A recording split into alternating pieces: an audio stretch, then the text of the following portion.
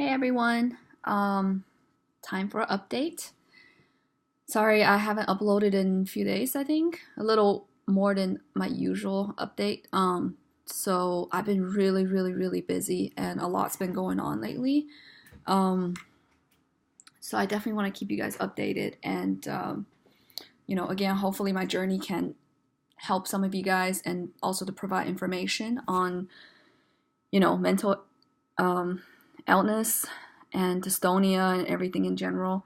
Um, Sorry, sometimes I I have trouble like breathing because of the dystonia in my chest. So a lot of times I sound very short or out of breath. So I have to take like really deep breath and stop and do that. It's hard for me to talk and breathe at the same time. And I know that when I try to talk really fast, my stutters like really like affecting my speech. But however, with all that downside, I do have some great news. Um, I know last time I left off as I'm starting a new treatment, so this kind of roller like snowballed into something greater.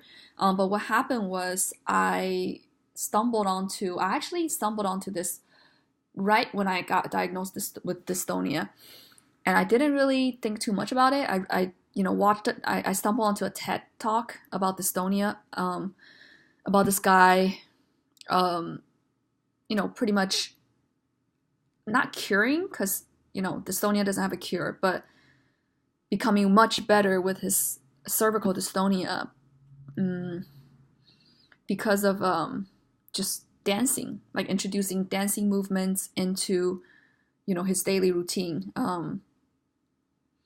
And at the time, I didn't really pay too much attention, but because I ran out of resources. Well, let me back up. Speaking of that, I went to my movement disorder specialist again. I was able to get a cancellation and see him much prior than waiting another 5 months, as I mentioned in the past. And what happened is that I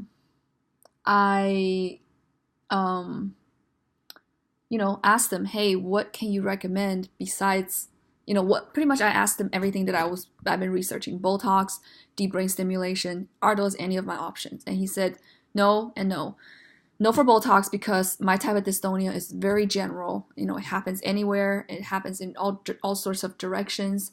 So Botox is not something that you can use for something that general. And he said deep brain stimulation, he doesn't recommend it because the results are just too much of a variance. Like it's just too unpredictable. It's not something that he recommends as a treatment. So then I was left with, what the hell can I do? And he said, and I was so stern on, no, I don't want to try medication. No, I don't want to try medication. And he he pretty much convinced me. He said, try this. Try this medication. I forgot what it's called. Let me see, actually. Give me one sec.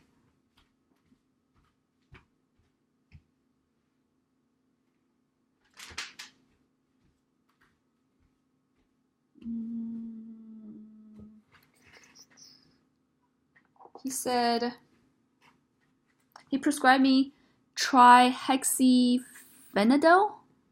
So pretty much it's a drug treating Parkinson's, commonly used for treating Parkinson's. And he said, there's no dependency if that's what you're concerned with, because I had, a lot of dependency with taking Xanax. And he said, start with the lowest dosage and you can quit cold turkey. So I was like, you know what? Okay, doctor, if this is my only resource, if this is what I have to do for the rest of my life, I guess I will try it, And then when I got home, before taking it, I text my cousin, who's a pharmacist, and I asked her, like, hey, what do you think about this drug? What's the side effects? And this is her comment, okay? And she said, sorry, I had to like breathe. She said, there's no dependency, but lots of side effects. It's commonly given to people for Parkinson's. Here's a picture that explains the major side effects. And then she sent me like a little meme that people make, I guess, about side effects of drugs. And it says, hot as a hair, dry as a bone, blind as a bat, red as a beet, mad as a hatter.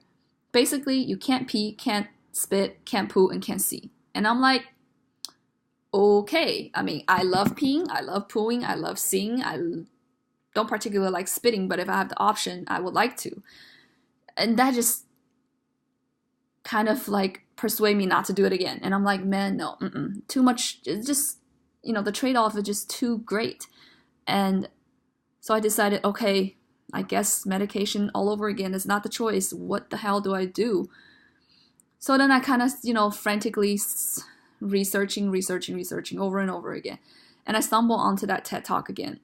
I remember watching it in the past, and I was like, you know what?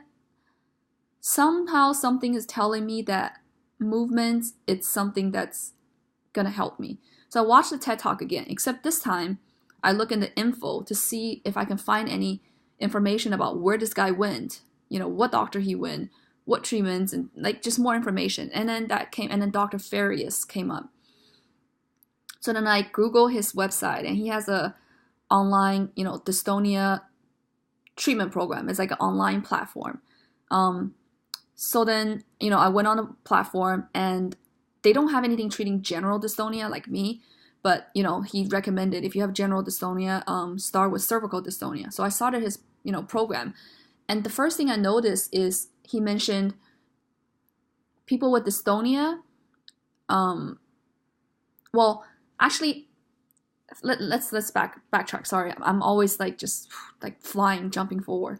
But this is the first time I understood what dystonia is. No one, not even a movement disorder specialist, has given me an explanation that made sense, rather besides just you get involuntary muscle spasms, weird postures, blah, blah, blah, blah, blah. Like this, all they have been describing is the symptom. Well, no shit, I know what the symptom is because it's happening to me. That's not the explanation I'm looking for. So after researching on Dr. Farris's site, he had written 2 books. I haven't really read the other one yet. I just started reading one of them.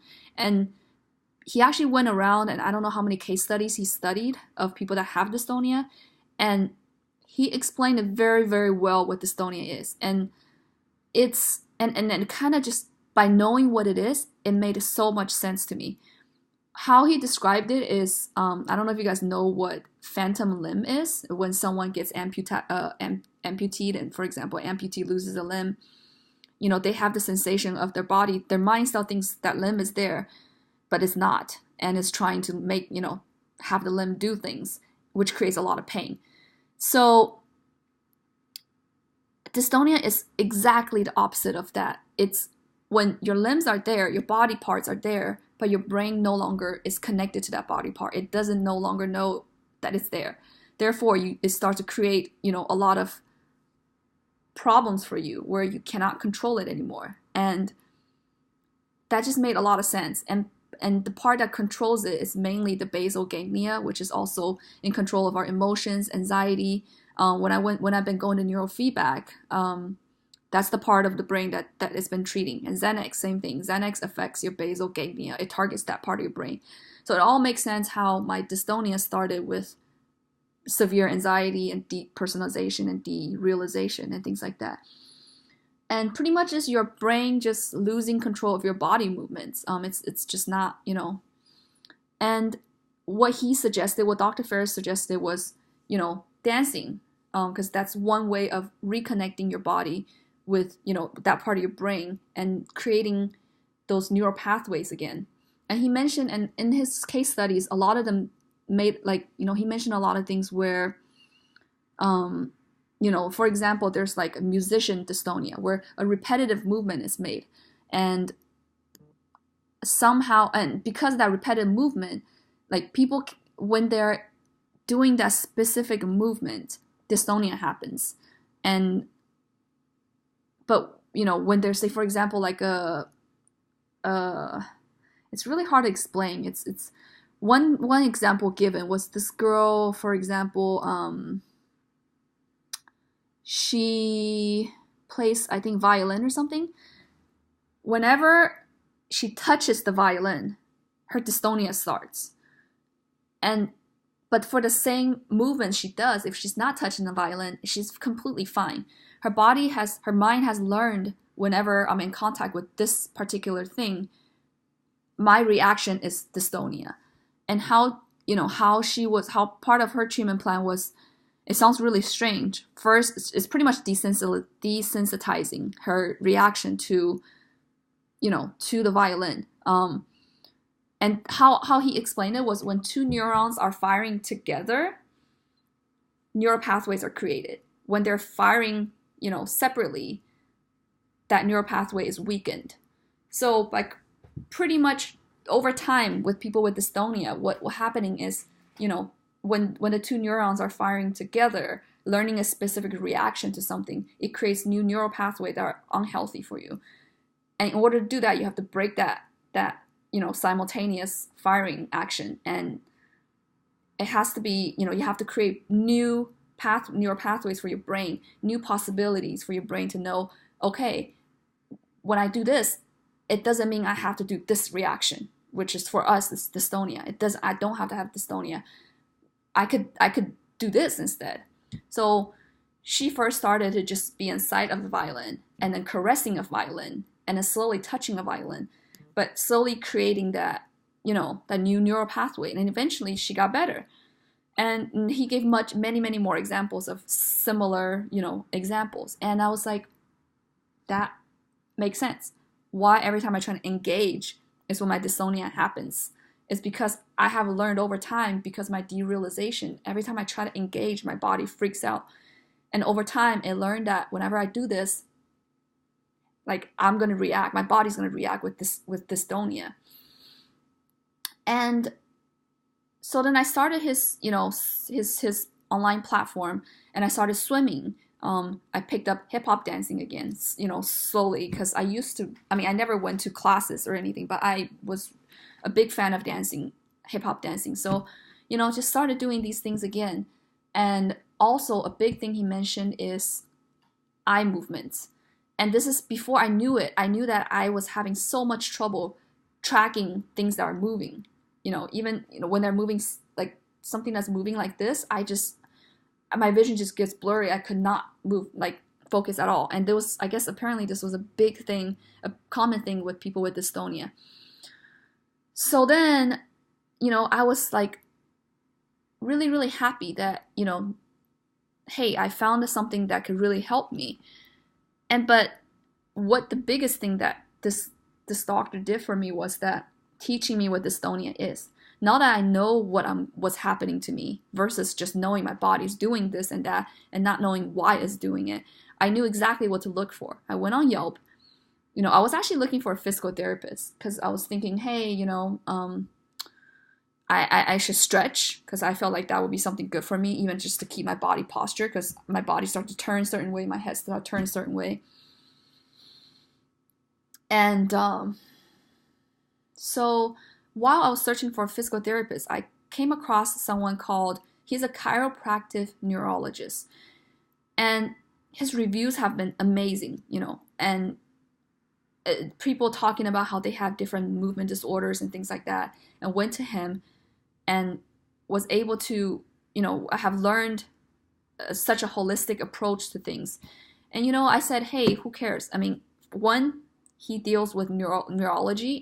That's something that through Dr. Farris, I learned that, all of this is happening from my brain. I don't know exactly, I didn't know that much yet, but it was a good sign, right? So I called him and I went in for testing.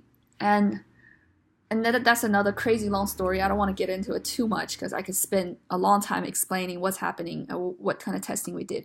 But he pretty much told me the same thing. And when I mentioned Dr. Farris, or I didn't even mention that, I said, hey, I went on TED Talk and, this is what I learned. And I stumbled onto a talk about dystonia. And he's like, oh, Dr. Farris? I was like, yeah. And he's like, oh, okay. So apparently he's already, first of all, he's the first person that knew exactly what dystonia is. When I said dystonia, people were just like, what? Even my neurofeedback doctor. And he explained to me exactly what Dr. Farris said. And he, it's just, we did a lot of testing with eye tracking and things like that, balancing. He had me, put my feet in one line and just trying to balance. This is when I realized I have no balance. I fell. I couldn't stand. I guess I've been able to walk and stand is because I've been overcompensating with putting my feet, wider when I work out, and, tensing my muscles and things like that, just focusing really, really hard. But I didn't really know that was an issue. I just, my body started to compensate for these things until someone tell me to do something, and I realized I can't do it anymore. And so he said, okay, we're gonna start treatments. It's gonna be, suggestably, is that a word? He suggests, I guess. Okay, so he suggests that I do treatments 1 hour per session, take a break, 1 hour per session, take a break, 1 hour. So 3 times per day. So I'm spending 5 hours there. And then I started doing neurofeedback 5 times a day. And then I also mentioned to him, hey, I'm already doing neurofeedback. And he's like, wow, that's great. Because neurofeedback is probably one of the best things you can do. Plus what I'm going to teach you, reconnecting with your body movements and things like that with your brain. And he,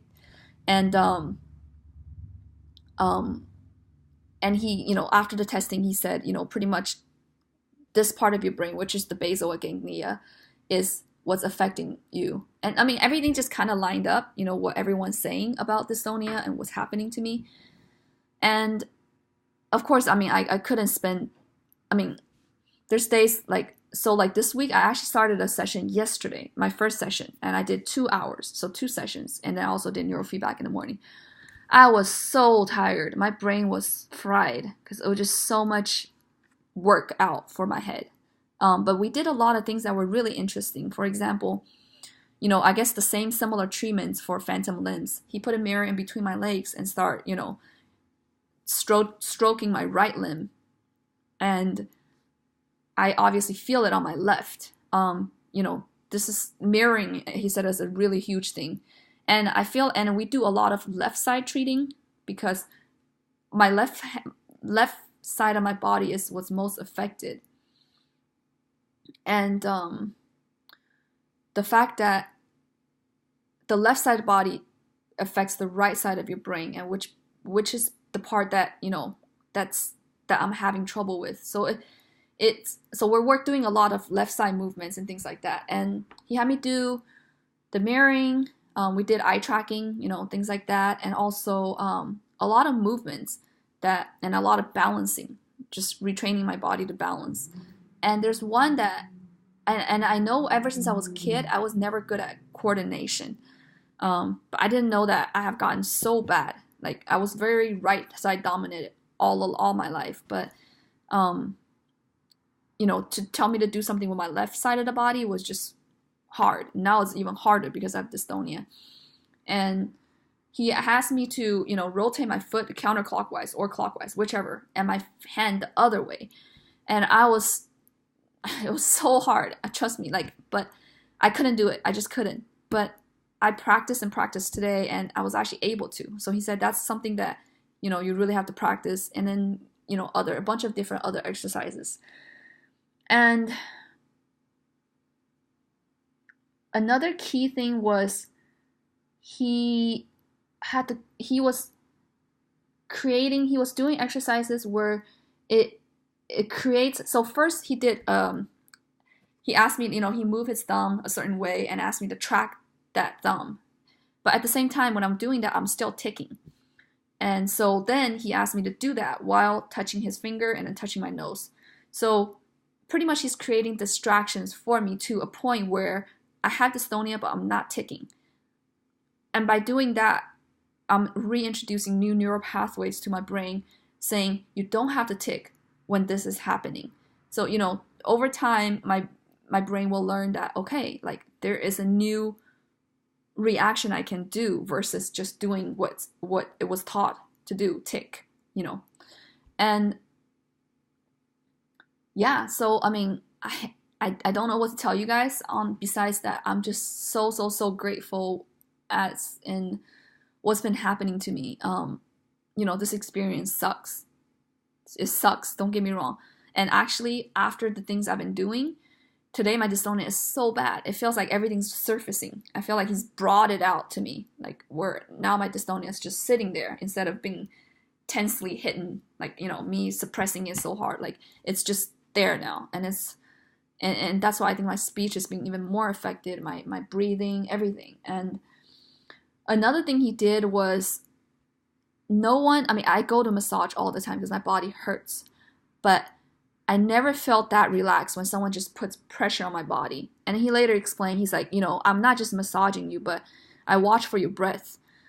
When you're breathing, that's when I like, when I watch your rest or breathe out, or I don't know, I forgot exactly what he was saying. That's when I, press. Like I'm allowing, I'm following, I'm listening to your body and, you know, giving it its attention as it's needed. And this is when your body is going to relax and be susceptible to my treatment. And things that he's been saying just made a lot of sense to me, because I was like, whoa, this is so relaxing. Like literally I was in sync with what he was doing, and I don't feel that ever with anything, not even my own movements ever, because of all the tensions and stuff. And sorry, my dog is barking. Hey, Cody, shh, shut up, Cody. And he told me, like, and he's been like this before too, and he understands. And he's been telling me how he used to be, at age 17, he got injured and was really good at skateboarding, and he was about to be, skateboarding. He was about to be going pro and things like that. And when all these injuries start happening, and he was a kid that was always like, go, go, go. And that's exactly how I am. Go, go, go. I never listened to my body. I just always was doing more than what my body wants. And he told me, hey, movements are... Hold on. Hey. Movements are about being fluid. It's important to being fluid with your movements, and but slow. You don't have to go super hard or just super aggressive or super like extreme and pushing to the most limits, because that's what I've been doing all my life. And it's a concept that's still new to me. I mean, I know that I need to relax and things like that, but it's hard for me not to push, not to be aggressive with things, because I've always been like a go-getter sort of type of personality. So it's something that I have to learn. I have to know to listen to my body, like really understand what listen to my body means. Not just, oh, I'm tired, I need to lay down, but really listen to what it's saying, and be in sync with it. But I guess overall what I'm saying is I'm really happy, I'm really grateful that I have these resources and people that I came across in my life that gives me hope and, helps me understand what I'm going through, and creates treatment plans for me that are genuinely trying to help me. And I know I have to work hard. I know right now my life is pretty much at the doctor's. I haven't had the mental capacity to even think about school.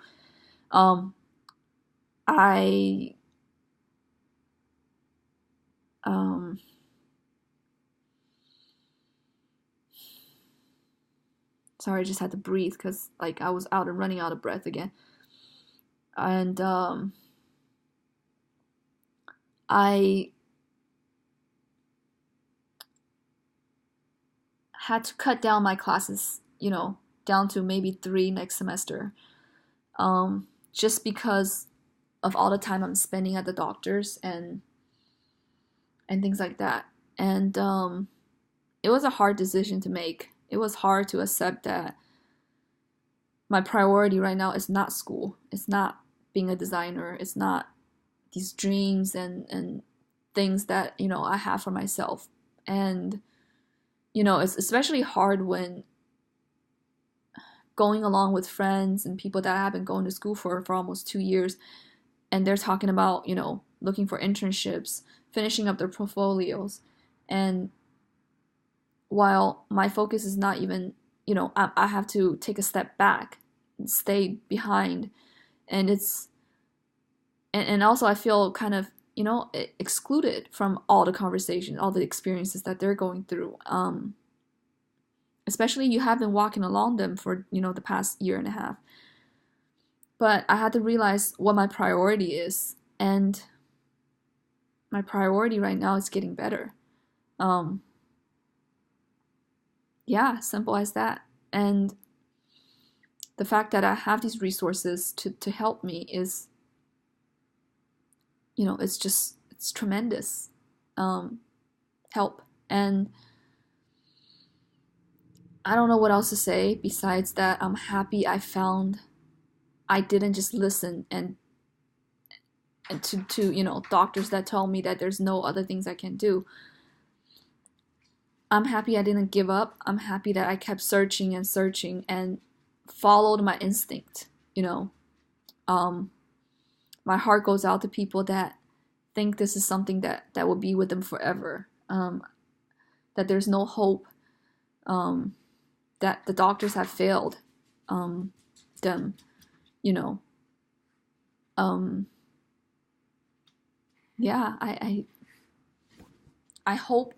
really hope my experience can give more explanation to other people that are going through the same thing. That one, there is hope. Never give up. Two, a professional might not always have your best interest due to their limited knowledge, due to just them not knowing either. They might not have bad intentions, but they, depending on what kind of training they have in the past, what kind of experiences, also shapes their professional treatment strategies and things like that. And the thing is, if you don't think is right, if you don't feel is right, what they're telling you, chances are it's probably not right. I know I mentioned the TMJ before. It's really funny because I was so desperate at the time. Although when the doctor, whatever the doctor was telling me, and I'm not saying TMJ is a bad thing. Some people really do have TMJ issues, and I'm sure I do too. But it's not what's causing my dystonia. And if it's helped you, I mean, I'm very happy for you. But it wasn't my solution. But because I was so desperately wanting it to be the answer, because I was in so much pain that I ignored all the signs when I was in the office of don't do it. I don't think what he's saying is right. I still paid and did it. And now, I'm technically in my treatment, but because I don't believe in that treatment, I'm trying to think about how because I paid half of it. I haven't paid the rest. I don't know how I'm going to get out of this without paying the other half, because I know that's not what I was looking for. I guess bottom line is listen to your intuition. If you think what they're saying makes sense to you, go with it. But if you don't think what they're saying or have your best interests, in mind, when they're just product pushing or telling you, hey, there's no other options, this is what you have to do. No, absolutely not. There's always other options. If you don't believe in the treatment, don't do it. Because if you don't put your effort into it, if you don't wholeheartedly believe in it, there's no point of trying. Yeah, so, and have faith. Be grateful. I have never been this grateful in my life. Even though, everything is kind of, from somebody else's view, would be shit, that nobody will want this life that I'm experiencing right now. But I'm just really grateful for this experience. I guess to be able to understand, just to empathize, I had to go through this. And I know it will make me, at the end of the day, a much better person than how I started. And I'm so grateful I can share this experience through, this platform, and I can understand people better that are going through these things. And I'm just so grateful that I found something when everyone told me there's nothing. Yeah. So, again, I'm all ears. If you guys ever have any questions about anxiety, about mental illness, derealization even, because I know that's a huge thing for people with anxiety. It's scary. Dystonia, tics, I don't know what else. Just don't ever be scared to comment, leave a comment. I'm always happy to answer your questions, to give you some, to provide you more info. Um, yeah. So I hope you guys have a good day. And I will talk to you guys soon. And sorry, I just realized it's been 30 minutes. I've been talking for 30 minutes. I'm so sorry. And if you watched this whole thing, thank you so much. And again, thank you so much for everyone that's been supporting me. People that's been leaving comments, people that emailed me, that reached out. And I thank you guys so much. And I made some really good friends through this platform. And I plan to help inspire more people. And yeah, just thank you very much. And yeah, and you guys, take care. Don't let anything stress you out. There's always hope. And yeah, bye.